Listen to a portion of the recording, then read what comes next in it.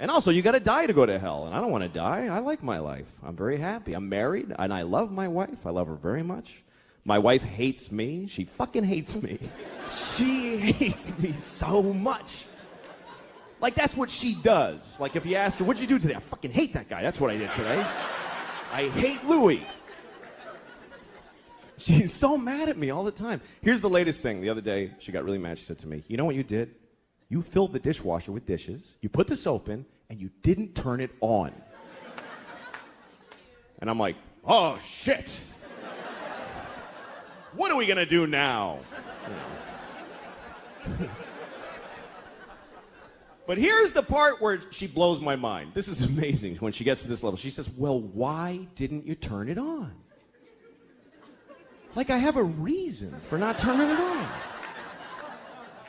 And I'm like, can't I just be stupid? Can't it just be that I'm a fucking idiot? That I filled the dishwasher and then I went, duh, and I walked away? I can live with that. I'm cool with that. But she says, no, why'd you do it? Which means I decided not to do it. Do you know how much more of an asshole that makes me? That means I filled the dishwasher and then I went, you know what? Fuck her, I ain't turning it on. She can suck my dick if she thinks I'm pressing that on button. I'll fill it, but I don't fucking press on, not in my own house. Why would I do that? That would be crazy. The thing that she's usually mad about is simple. She says that I don't listen to her when she's talking. And I don't. But it's not because I don't love her, blah, blah, blah. It's because I try to listen. I really do. When she talks, I just stare at her face. I'm like, come on, bring the story. But somehow I'm like, what the I can't do it. I try. Because every story gets divided into 50 stories that all branch out into these crazy, and I'm like, holy shit. I've got ADD. I can't do it. I'm like, fucking please. But I try every time I try because I love this retarded woman. So I try really hard to listen to her stories. Other people don't even try. We go to parties, she starts talking, people just walk away like, fuck this, that lady's crazy. Who would waste time listening to that crap? Me. She can't help it. I really feel bad for her because the thing is that every word of the story gets her so excited that she wants to fucking run with it, and she can't fucking just break through and get to the end or even the beginning. This is my wife telling a story. She's like, guess what happened to my mom today? You remember I told you my mom how when she was in college, not when she went to Michigan, when she transferred. Remember because that guy got weird and she had to leave because he was not the Iranian guy. That was a different story. That guy, I think he was Persian. I heard that Persia actually split. What the fuck are you talking about? Jesus Christ! Pick a thing. Have some consideration for the fucking listener. I don't do that. Here's me telling a story. I bought a tomato and I ate it and it was good. That's a story anyone can follow. It's about a tomato the whole time.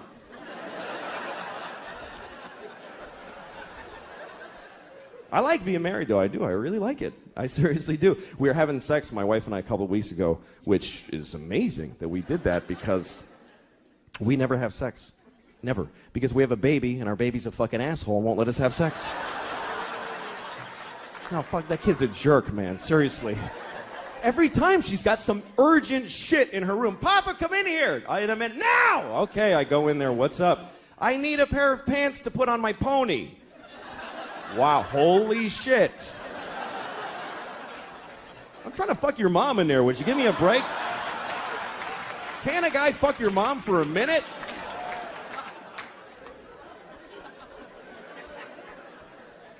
There is no sex, man. I had no idea that marriage just means no sex. No, none, fucking none.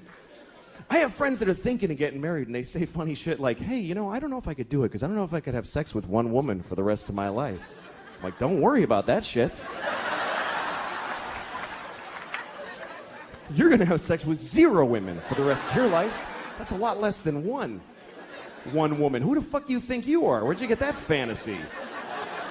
I'd love to have sex with one woman for the rest of my life. Any one woman. Big, fat, dead lady with a beard, I'd fuck her every day.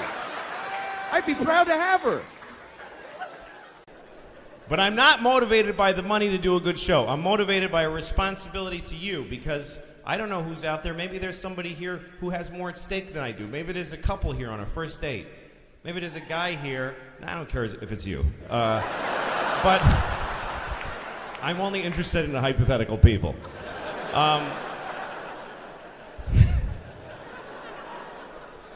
There might be a guy here who's been looking at this girl from across the thing they live at. I don't know.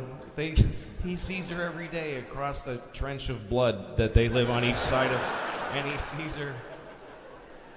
And he's never had the guts to ask her out. He sees her, looks at her out the window, and she's putting out the laundry because it's Italy in the 1800s or something. And he looks at her. She's so beautiful. Unfortunately, that's where it's headed. That's the sad thing about being a guy, is that we can't have a beautiful thought about a woman that isn't followed by a disgusting thought. That's just the way that we're built. If you're a woman and a man has ever said anything romantic to you, it's because he left off the second part that would have made you vomit. That's just the way we are. Oh, she's an angel, and I want her to drown in my cum. That's just...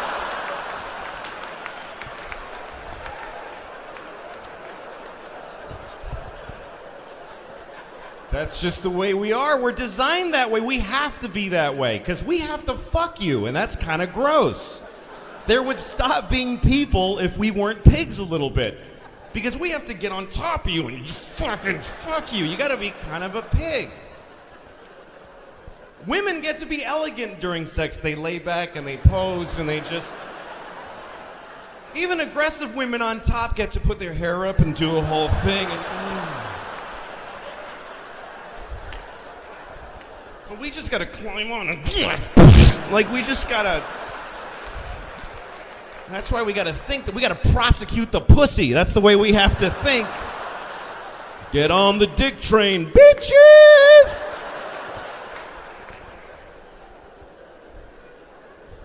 It's the kind of human being it takes to fuck another human being. Anyway, so the guy looking at her. It's a window here. It's just little stains of various ages on the wall, and little circles with dates in pencil. Like a kid's growth chart on a door jamb, but very different. He sees her every day, and he never had the guts. Finally, he went up to her about 2 weeks ago. He got tickets to this show, and he went up to, hey, Darlene, how you doing? I don't know why he talks like that, but whatever. He's... Hey, Darlene. Sometimes he just makes noises in an accent without words. Hey, Darlene, you want to go sometime?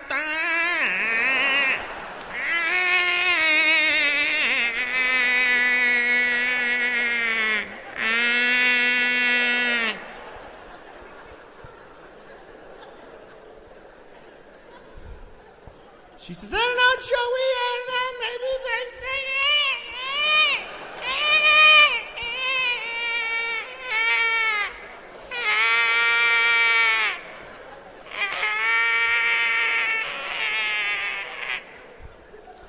So she agrees to go.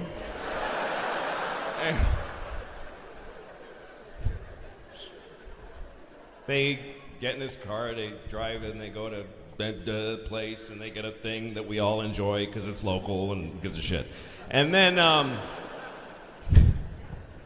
it's a weird selection process that we have. It's dating, really, it's how we evolve as dating. It's how we choose each other. And dating is a real drag for a lot of people, but I always think it's a nice thing. You know, when I see a date, I'm always happy. When I see a couple on a date, because it means people are still trying, you know? You see a couple on a date, it means there's still courage out there. That takes courage to go on a date, for both sides. Two very different kinds of courage. The male courage, traditionally speaking, is that he decided to ask. He went up to a random woman who he has no idea if she's gonna like him or not, and he walked up to her, terrifying.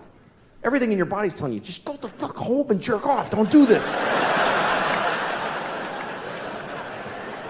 But he walked up and said, hi, yes. And she's like, no, give me a second. And you try to get through this membrane of, and then if it works and you say, you want to go out sometime? Sometimes she'll say yes. And if she says yes, that's her courage. And the courage it takes for a woman to say yes is beyond anything I can imagine. A woman saying yes to a date with a man is literally insane and ill-advised. And the whole species' existence counts on them doing it. And I don't know how do women still go out with guys? When you consider the fact that there is no greater threat to women than men. We're the number one threat to women. Globally and historically, we're the number one cause of injury and mayhem to women. We're the worst thing that ever happens to them. That's true. You know what our number one threat is? Heart disease. That's the whole thing. That's it. Just our own heart going, dude, you can't keep doing this. I told you 3 strokes ago that this is not smart. But women still think, yeah, I'll go out with you alone at night. What are you, nuts? I'll get in your car with you with my little shoulders. Hi, where are we going? To your death, statistically. How do they still do it? If you're a guy, try to imagine that you could only date a half bear, half lion. And you're like, oh, I hope this one's nice. I hope he doesn't do what he's going to do.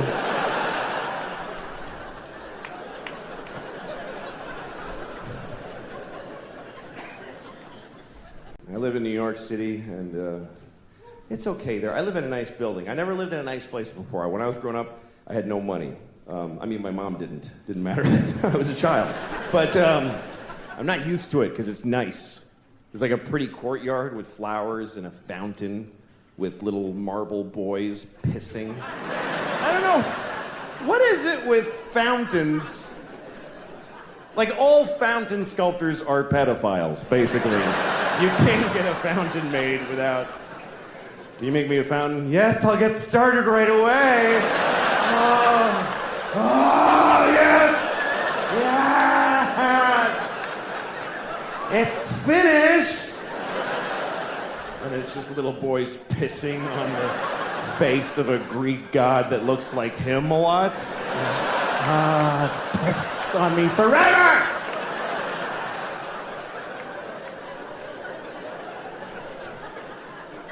Anyway, there's one of those in the courtyard of my building. And my first week in the building about a year ago, I went down to the courtyard for the first time. And I didn't look too good, It was a Sunday morning. That's my least presentable hour. A lot of, just stains, just like, food and me and whatever. And so I'm sitting there. So, shut up. Oh.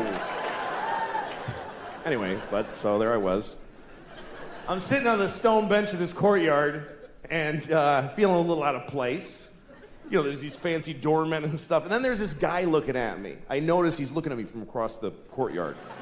And he's all spiffy looking. He's got brown shoes and he's looking at me like, I could tell he was thinking I don't live in the building. He thinks I just wandered in off the street and sat in the courtyard. And I could tell he's thinking of coming over and dealing with me on his own. And I'm sitting there thinking like, oh, please do that. Yes, please, come on. And I'm trying to look even more gross. And I'm like, pulling up my shirt. And then I see him go, oh, no, that's not going to do at all. And he comes over to me. And I'm like, I'm so excited to have this thing. The confrontation where I'm not wrong at all. And he thinks I am.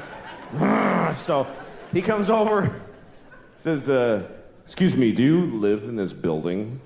And I said, no. Because why not start there? I said, no. He goes, well, then what are you doing here? And I said, I just need to rest. I'm having a hard time.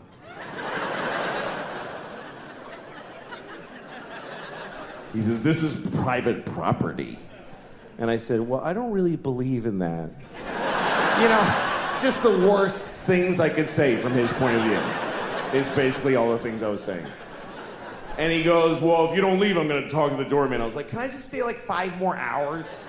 So he's, no, and he goes over to the doorman, and I see him talking about me to the doorman like this. And then I see the doorman going, oh no, that guy lives here. That's okay.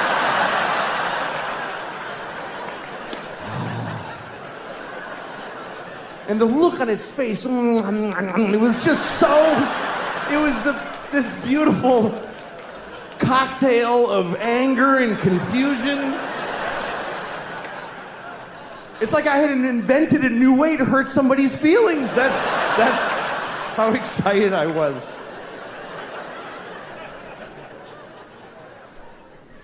And I went to England. I spent a month there. I liked England.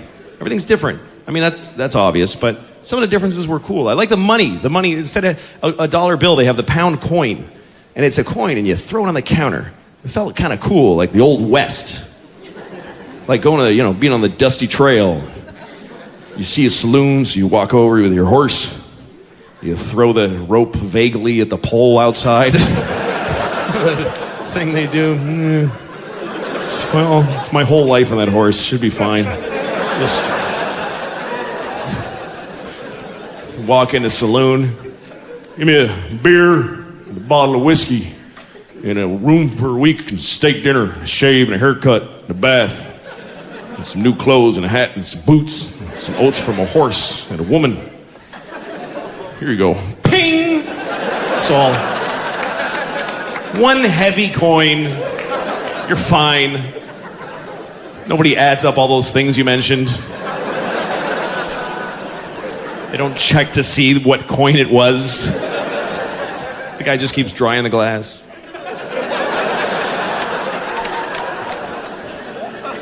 Things were very vague back then. Things just cost money.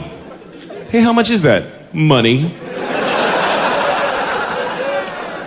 In the old English movies, it was different. It was a little sack of coins. Remember that little drawstring sack tossed over by some faggy lord with a ruffled shirt? Throw it disdainfully down to some commoner who's gonna do something beneath his station. Follow the girl and report back to me at midnight. Bring a shovel and a sack. And 2 reliable men such as yourself. What's that? Oh, yes, of course. Well, this ought to be sufficient. Just chink. Well, thank you, sir. The guy's so happy to get a general amount of some kind of currency or another. He didn't count it. I think you only gave me enough for the shovel. It's not enough there. That was a good time in our economy. When you needed to have gold to buy shit. We might be going back to that pretty soon, too. Things are pretty fucked up. People are a little bit scared. But you know what?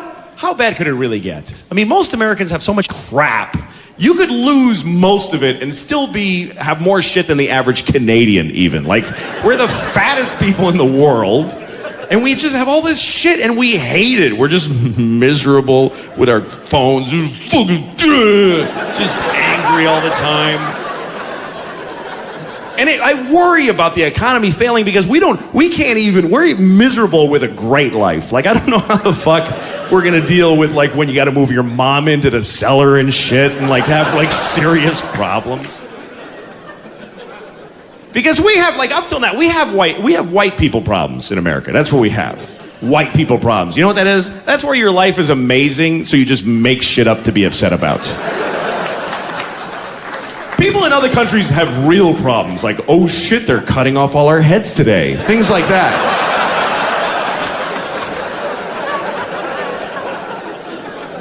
Here we make shit up to be upset about, how come I have to choose a language on the ATM machine? It's bullshit.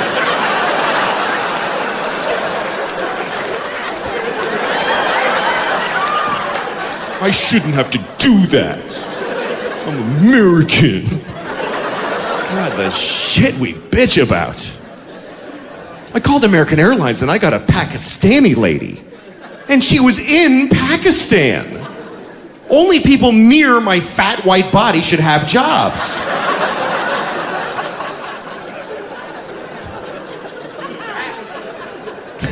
I'll tell you what though, when I call American Airlines and I get the Pakistani lady, I hang up and I call again. I do. I'm gonna tell you honestly. And it's not because I don't like her, and it's not because she doesn't speak English, because she speaks way better than I do. She's just a better person. It's so clear. And I know, here's why I don't like talking to her, because I know she doesn't give a shit about me and my white people problems. I want to talk to the lady from Texas who's, well, how can I help you? That's the lady I want. I just know that, hello, American, oh, fuck, you don't care. There's no way, why would you? I'm in my underwear, hi, I have a layover in Dallas that's really long, and I was wondering if, and she's like, oh, really? I haven't had a clean glass of water in 10 years, okay? 2 of my kids died this morning. I still came to work, you fat shit. I can hear you're fat over the phone. Why don't you hang up and kill yourself? Why would she care?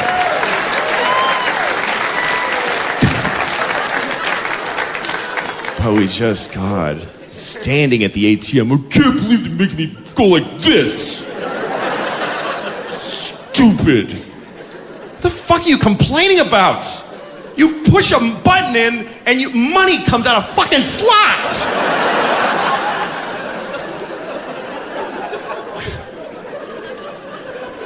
It didn't used to be that way. When I was younger, you had to go in the bank. Remember that? You had to go inside the bank. Now you look in the bank, you're like, what are those people doing in there? Are they cleaning? The money's out here.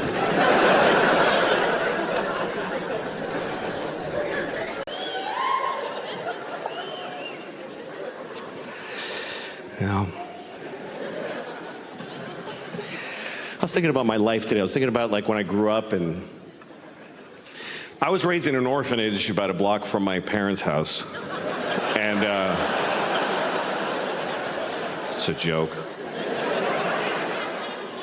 My father is Mexican, and my yes, 6 of you here. My father's Mexican, my mother is dead, so I'm half dead on my mom's side, and I'm half Mexican. A lot of people don't believe I'm Mexican. When I tell them I'm Mexican, they say stupid things. They say things like, how can you look like that? What do you mean, how? Like I'm trying to, like look, I'm not Mexican. No, I'm not Mexican at all.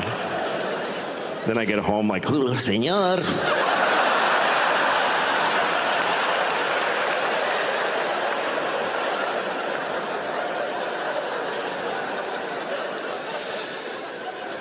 My parents, they got divorced when I was about 10, and I have kids now, and their parents are divorced also. And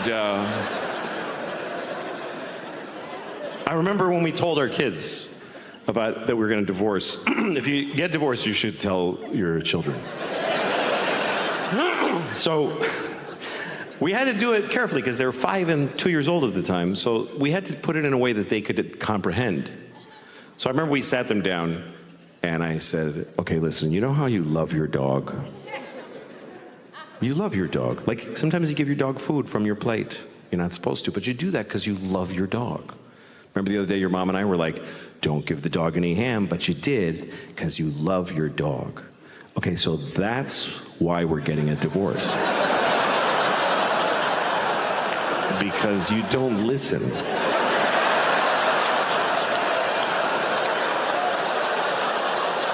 And we just can't take it anymore. It's just too hard to not be listened to. So we're gonna move to separate homes and each have you for half the week because neither of us wants to have you all the time anymore. Yeah, and it's very sad because I love your mother very, very much. And she loves me so much. But we hate you more.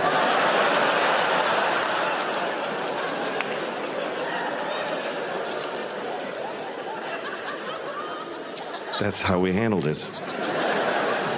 You do your best, you know? I have been dating recently. Dating's not fun. Dating's horrible. Nobody wants to date. Even if you meet somebody and you really want to go out with them and they say yes, you're excited in that moment. But the day of the date, you're like, I don't want to fucking do this. I don't want to do this. Every time I'm ringing a doorbell to pick a woman up, I'm like, I hope she's dead in there. I really do. I hope something awful happened. I don't want to sit in a place and breathe unevenly for 3 hours and just sweating where your body is folded and just, You ever have a date that goes well? It's like good from the beginning. You're like, you get a little laugh at the beginning, hi, ha, ha, something funny, and they both laugh. Feels good. You see, you agree on stuff. When you don't agree, you laugh about it. You're even able to be quiet a little bit while you're eating, and it's nice, feels comfortable. And then you drop them off, and you're like, I hope I see you again. And she says, I hope so too. And you feel like, this is something new in my life. This is wonderful. Then you go home, and your wife is like, where were you all night? You know, and you're just fucking...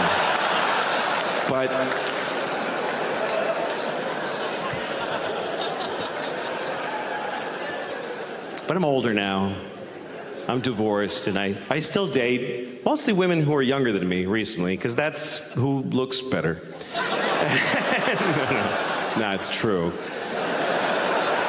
But I don't like have it. I've always been with women my age or older. I was married to a woman a year older than me for 10 years, and that's always been the way there's some guys that have to be with a younger woman.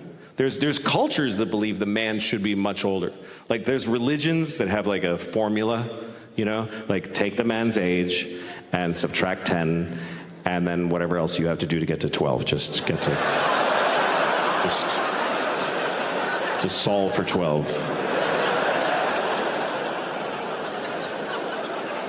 But I didn't suddenly get interested in younger women. What happened was I got older and they got interested in me, because younger women like older guys. They just do. This the other part nobody says. I don't do anything to get younger women. I just stand there like this. And they see me and they're like, that would be so weird to fuck that old guy. And then we get blamed. The older guy always gets blamed. You see an older man with a young woman, everybody's like, that guy's a pervert. No, she's a pervert. He's normal. He likes pretty women. She likes that. The fuck is wrong with her? And they're weird. I was having sex with this woman, and she was about 35, and we're in bed. She starts calling me daddy. I was like, please don't, young lady. Please don't do that. She said, why does it make you uncomfortable when I call you daddy during sex? Is it because you have daughters? I said, no. It makes me uncomfortable because I have a father. And I used to call him daddy when he fucked me.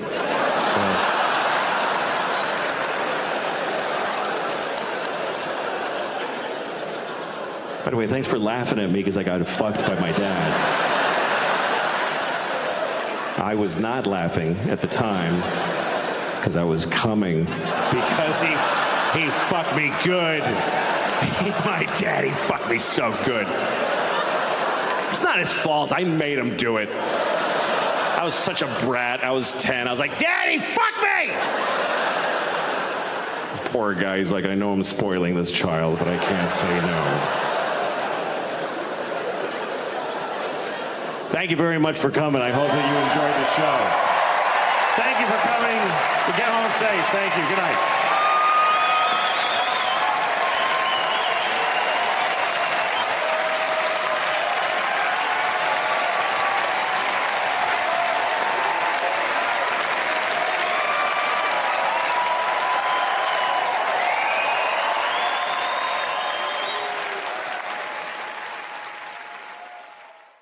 I remember the first time my daughter said a whole sentence. That was a big deal because she had never made a whole thought by herself. She just said the little words. And I was doing the dishes, and behind me I just hear her, she just goes, Daddy, I don't like chicken.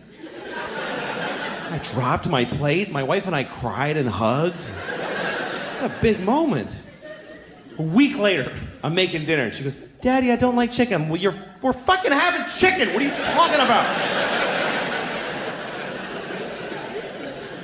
I don't like chicken. I don't like you, okay? I don't like you. I don't like people that make me work and don't appreciate what I make for them. You don't like chicken? Make whatever the fuck you want then. Get out of your shitty little plastic chair and make your own dinner. Whatever it is you want so much. don't like chicken. You'll like the chicken when I shove it up your ass, because that's where it's going if you don't eat it. Seriously. I will grind it up in the Cuisinart and then blow it up your ass with a straw. I gotta feed her. She's gotta eat. When your kid won't eat, you just go crazy because you have a physical need to feed them. It's an instinct. And when they're sitting there just looking at their food, you're like, just fucking eat it!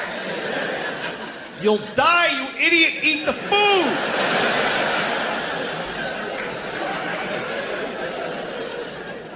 I don't like it. It doesn't matter, put it in your face. They have your footprint at the hospital. They know that I have you. I'm not allowed to let you die, you piece of shit. Eat it! You have a social security number. You're on the grid, motherfucker. Eat!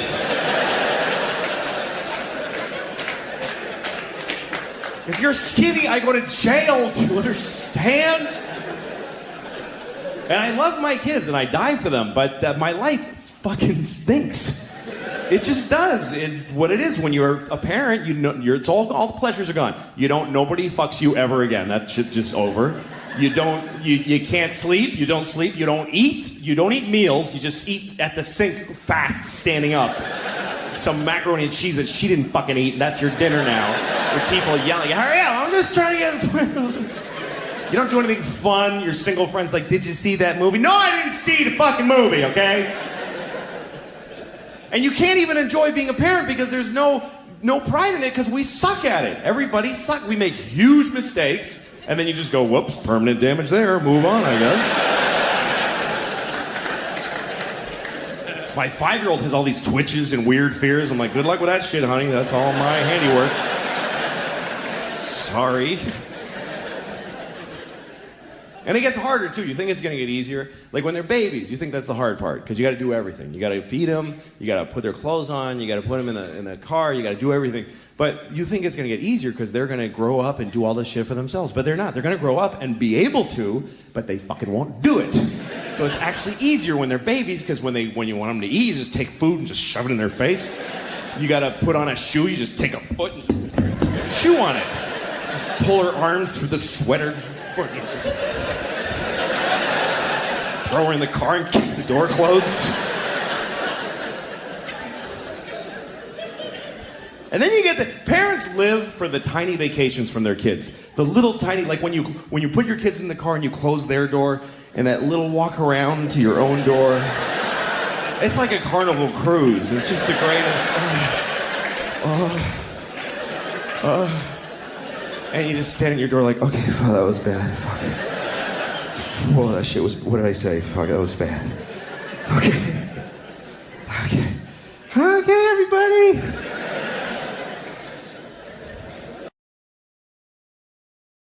So this is a beautiful theater. I like what I do because I get to work in a lot of different places. And recently I did a show in New Jersey in the auditorium of a technical high school. I forgot that existed.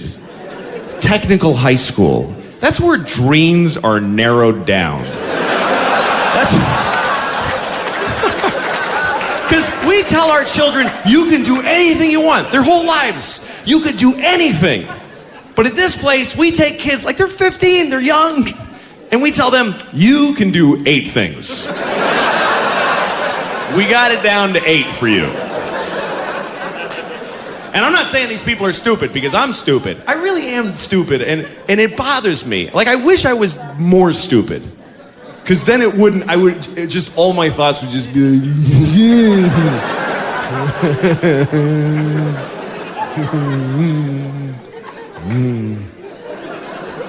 But instead, here's how my brain works. It's stupidity, followed by self-hatred, and then further analysis. It's not a very efficient system of thought. I have these dumb thoughts, and then I go, what the fuck is wrong with you? And then I figure it out. But the impulse is always stupid. Like, I saw this guy in New York one day, and he's walking his dog, and this is what I saw. The guy's got a coffee, and a dog on a leash, and a phone. He's on the phone. So he's got his phone like this, and the dog's leash is going from the phone hand to the dog. And I look at this, and I go, oh, he's got like a dog phone.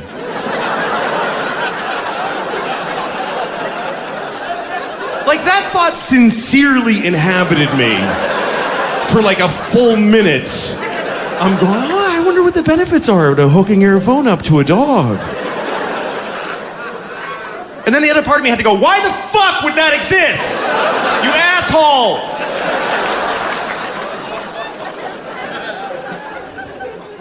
I had a string of dumb thoughts the other day. I don't remember what town I was in. I was on the road. I was just standing in front of my hotel. It was 5 o'clock in the afternoon. That's usually what I'm doing at 5 o'clock in the afternoon. Just standing in front of my hotel. Because I've been inside all day, just with the jacking off of the ice cream. It's just horrible. It's like a horrible thing. All day, just depths of fucking hell. I wake up, I get like chicken wings. Shit nobody eats at 10 a.m. Like really hot wings, and I eat them all. And then I'm like, ugh. So I get ice cream to cool it off, you know, like and then I feel worse, so I jack off and pass out. I turn off my phone in case my kids call. I can't fucking face anybody. I wake up covered with 3 kinds of shame glaze just covering my body.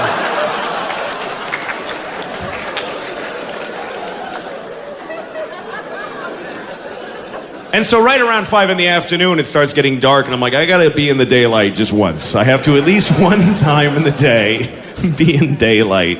And I just stand there, that's it. Like a fucking mental patient in a bathrobe, just.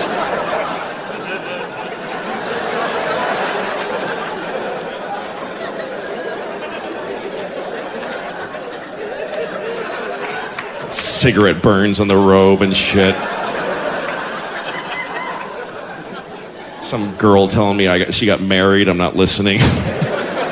Daddy, this is my husband.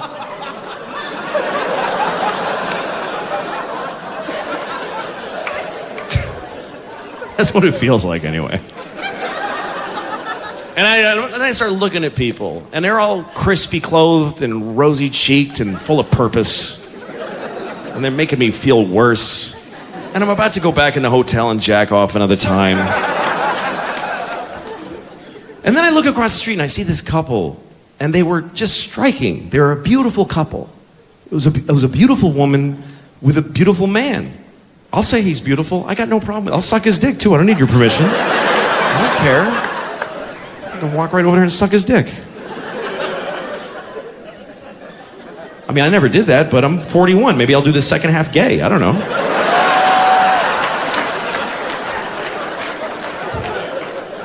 It remains an option. There's got to be something to it. Those folks are having a good time. They have parades.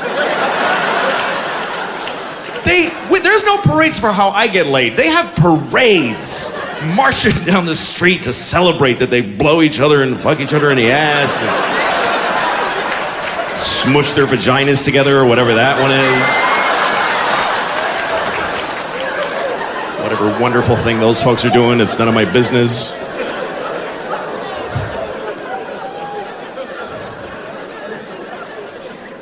So I'm looking at the couple, and they're walking on the other side of the street, and they have a child with them.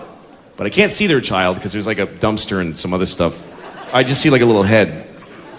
And I'm waiting. I'm curious what their kid looks like because they're so beautiful. Maybe I want to fuck their kid. I don't know.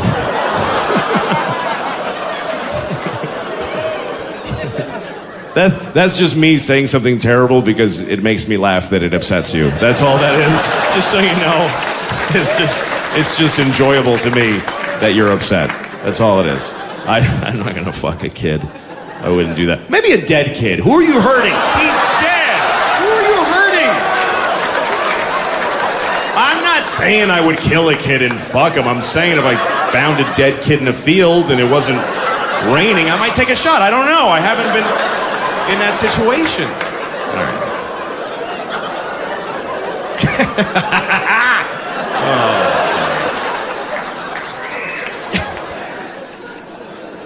All right. Okay, so I'm looking at the couple, and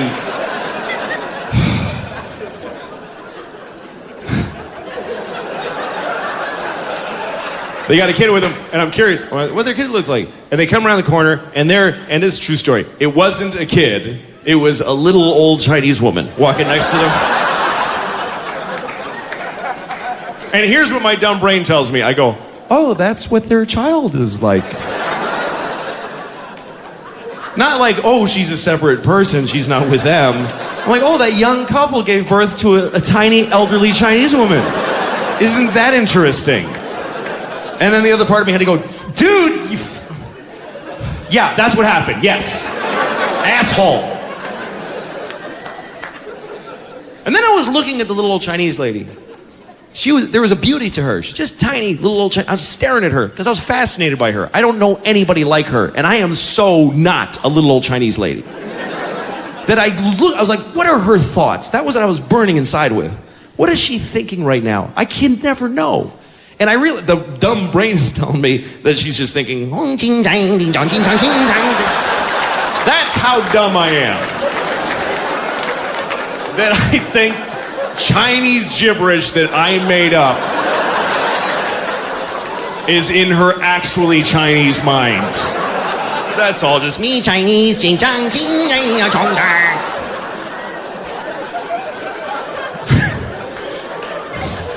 Of course, I can't know what she was thinking. She could be thinking anything. Black people steal. So I'm like, I'm not saying they steal. I'm saying that fucking racist Chinese lady might have been thinking it. She might have been. It's possible.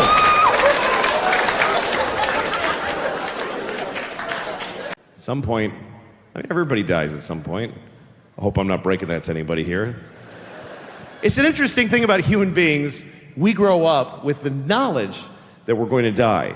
We live with it. We live our whole lives knowing that it's going to end. I think that takes courage. I admire us for being able to do that.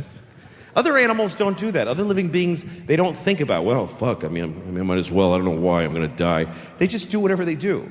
You know, they live in the moment. You ever seen a dog sneeze? Whenever a dog sneezes, first of all, their whole world explodes. And when the sneeze is over, they don't know anything anymore. They got to start their whole education from scratch. You ever seen a dog walk in a room looking pretty intelligent? Hey, everybody. The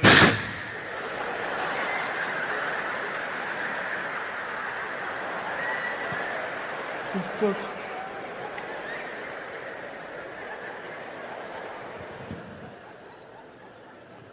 But we know we're going to die. I found out when I was 7 years old that everybody dies. My grandfather told me. He said, everybody dies.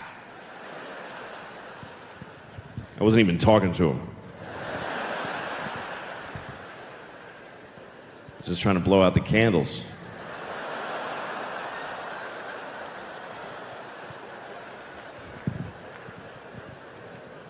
Yeah, I was 7 years old, and I suddenly had this knowledge that everybody dies, that life ends for all of us. And I remember I was excited. I wasn't excited to die. I was excited that I know this thing. And I was 7, and I knew other kids my age didn't know it. And I wanted to tell them. I wanted to be the person that tells people that everybody dies. I remember having that thought. And the first person I wanted to tell was Benji, this kid across the street. And I wanted to tell him because I hated him.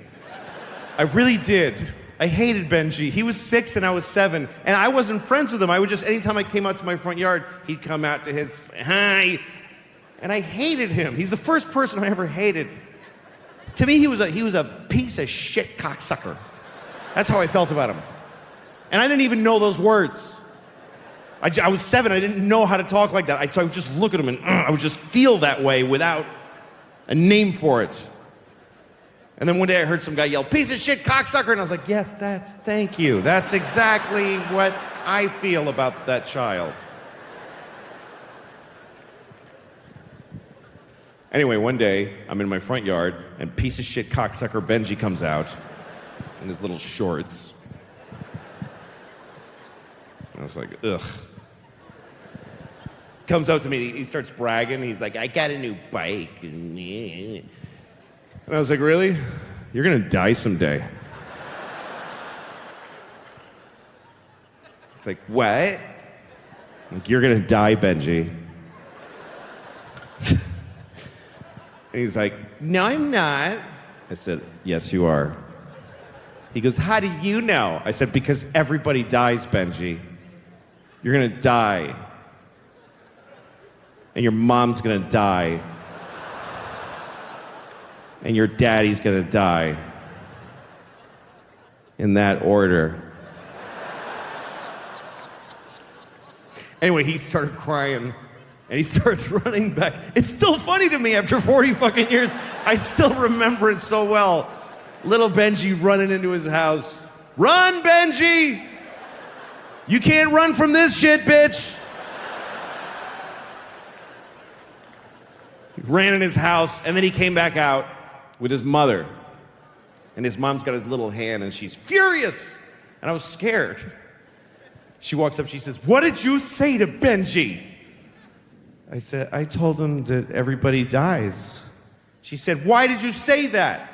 I said, because it's true. And she said, well, not necessarily.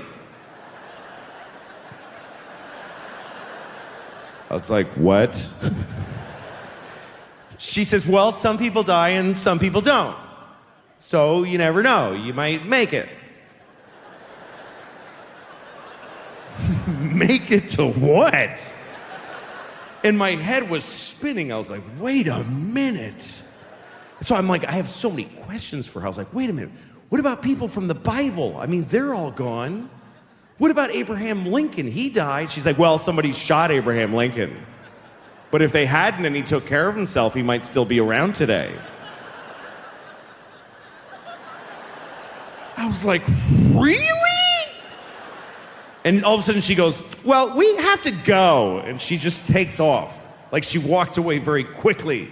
Because I think she realized she picked the wrong argument to get on this side of, this was gonna end badly. And I ran inside and I told my mother the whole thing. My mother said, don't talk to that lady's a fucking idiot. Don't talk to that lady. I fucking hate that lady. Don't talk to her. My mom said to me, baby, don't worry. You're definitely going to die.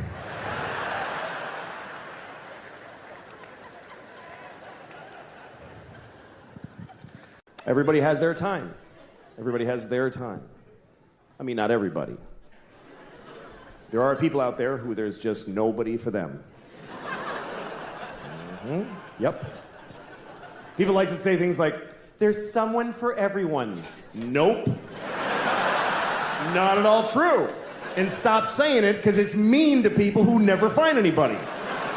There are millions of people out there who we've all unanimously decided they are light speed ugly and nobody kisses them on the lips even.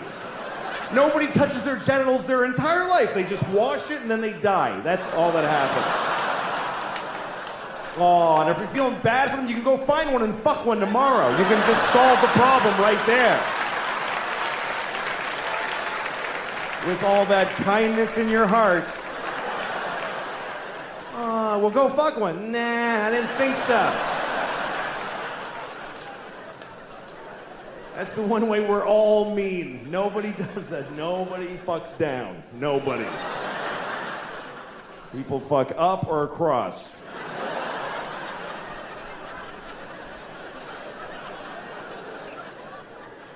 Some women fuck down because a guy talked them into that it was up. Yeah, no, you should. I'm totally up, yeah. But... Thank you very much, folks, for being here tonight. Good night. Thank you.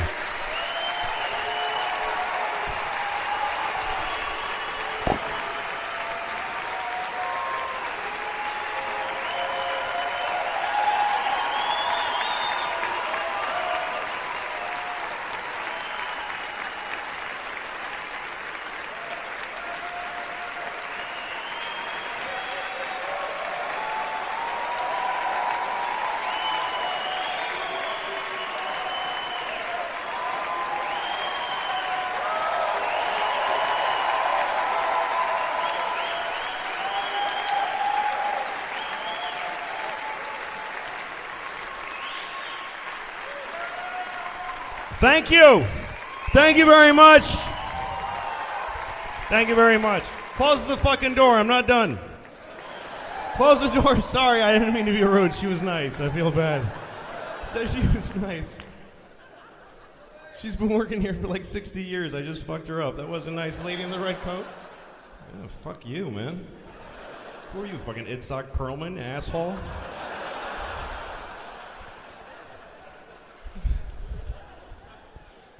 It is a little fucked up to be here doing the shit that I do. When you consider that somewhere there's a kid in, like, Yugoslavia playing the fucking violin in a basement and putting coal on a fire and shit, and so that he could someday sit in a chair right there, and I'm sitting here going, nah, fucking yeah, and just and shitting and pissing.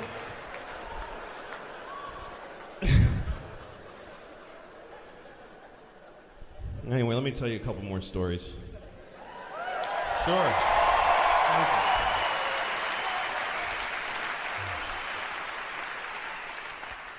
I truly have nothing better to do for the rest of my life.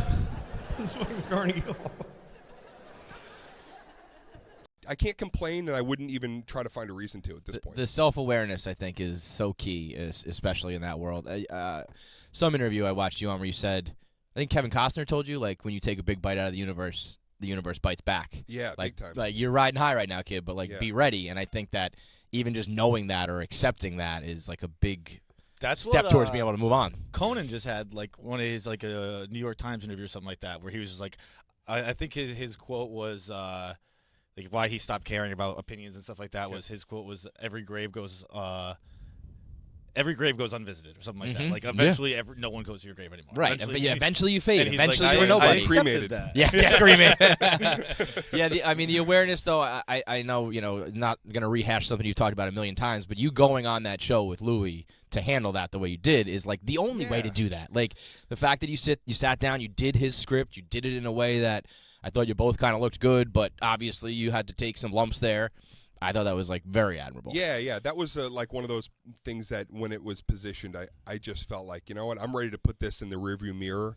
And when he called and said, let's break bread and figure out how to do it, I was totally game. The funny thing is the internet doesn't forget, and the internet thinks that everything that they read just happened. Mm-hmm. Little do they know, it's like I'm having spa days with people that you think that I was fighting with, 8 years ago. Really? So it's all flotsam jetsam, man. You know, anybody who's believing most of that stuff without hearing it from the source, you almost kind of feel bad for them a little bit. Well, yeah, I mean, that would piss me off if I were you, because even it doesn't though. Here's why: because comics fight all the time. Yeah, it's very catty. What happened with Louis and I was like literally something that happens almost every night at a club between two comics. Right. It's territorial pissings, and it's parallel thinking. A lot of people do have similar concepts, ideas. So everyone's hashing out at some point. Dude, I do a bit about blah blah blah bottled water, and I just heard your line about it, and then you have to figure out on shows. Oh, I'm doing my bottled water bit tonight. That means that you can't because I'm on before. It happens all the time. It was unfortunate that him and I just had to air it out on the wall of the internet. I think the internet almost makes it, like, harder for all those things. Like people will be like, "Oh, you stole that tweet from this person." Oh, like, the tweet stealing is crazy. It's like, dude, I don't follow the entire internet. I don't know that he said that one thing. It's kind of interesting as people have found their own celebrity. How many of them will then call me or we'll see each other at a club and they go, man, now I get it. Mm-hmm. I was one of the people too looking at you going like, wow, man, that sucks. How did he get this? And people understand that success, here's what success gives you, right? When you reach that high tier, it opens you up to all the people that hate you. Mm-hmm.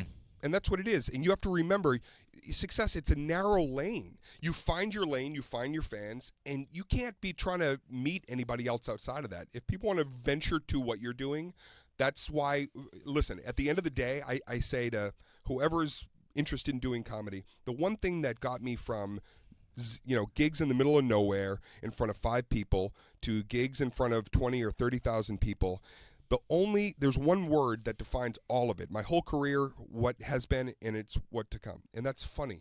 If I wasn't funny, we wouldn't be sitting here. Nobody would be showing, or certainly they wouldn't come back.